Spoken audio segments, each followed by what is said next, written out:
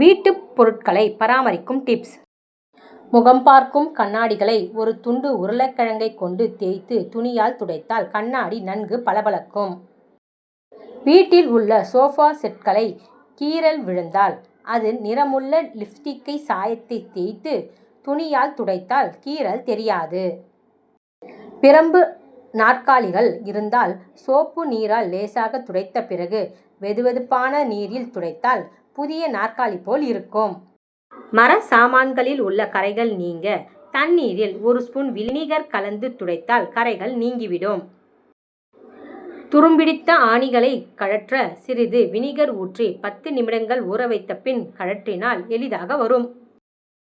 கதவுகளில் உள்ள கீல் எண்ணெய் இல்லாமல் திறக்கும் பொழுது சத்தம் ஏற்பட்டால் அந்த இடத்தில் பென்சிலால் தேய்த்து விட்டால் சத்தம் வராது. துரும்பிடித்த கத்தி மீது வெங்காயத்தை நறுக்கி தேய்த்தால் துரு நீங்கி பளிச்சென்று ஆகிவிடும்.